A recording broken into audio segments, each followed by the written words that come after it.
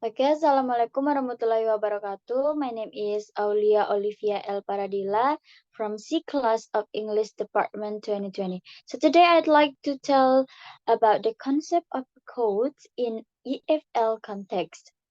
Okay, so the first one is the glossia.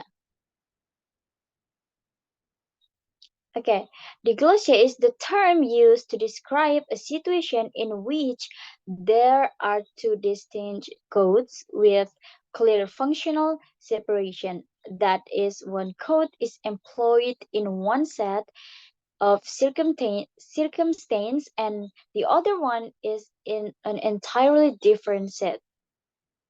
So according to Ferguson, define diglossia as a relatively stable language situation in which, in addition to the primary dialects of the language, which may include a standard or regional standards, there is a very divergent, highly codified, or often grammatically more complex, superposed variety, the vehicle of a large and respected body of written literature either from an earlier period or from another speech community, which is learned largely through formal education.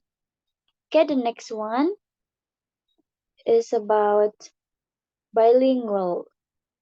So it is the ability to speak or understand two languages or the regular use of two languages.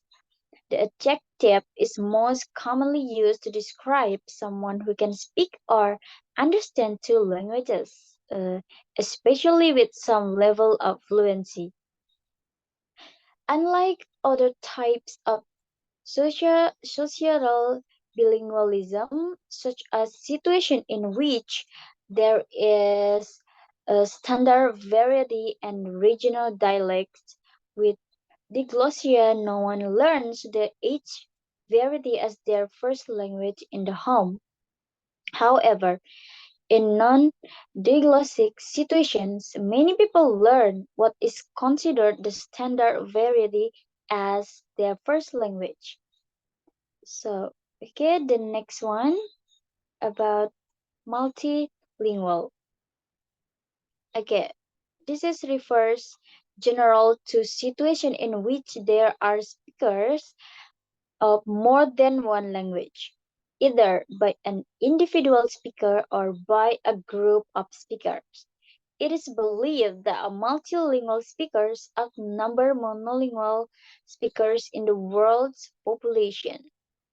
Although the concept of diglossia has been important in the study of multilingualism in a diverse range of societies, the validity of it as a language practice has also been questioned.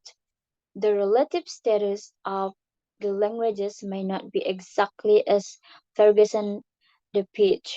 For example, from according to Stepkowska 2012 notes that in Switzerland, Swiss German has long had high prestige, and this fact would contradict the usual assumption about the L code in a diglossic situation. The situation there is further complicated because Swiss German is now the language of instruction in elementary schools. Okay, the next one is code switching.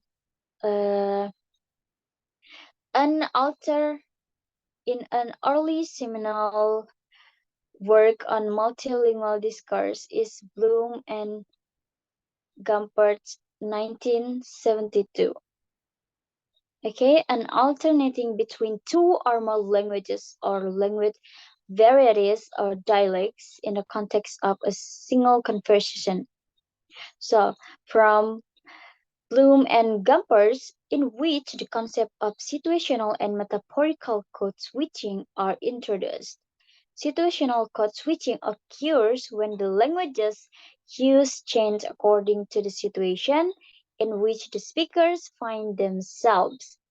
They speak one language in one situation and another in a different one. What another in entirely different set. This kind of code switching differs from diglossia. Okay, the last one is about the code mixing. This is refers to the hybridization of two languages. Example, Parker, which uses an English root word and Spanish morphology.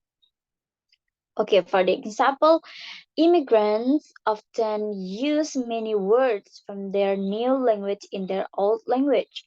So, in this situation, bilinguals often develop a mixed code. The various contemporary Englishes, such as Jamaican English or New Zealand English, can be seen as mixed codes, but with the addition of local lexicon as their most obvious feature. Okay, I think that's all from me about the concept of codes in EFL context. Thank you so much for the attention. Assalamualaikum warahmatullahi wabarakatuh.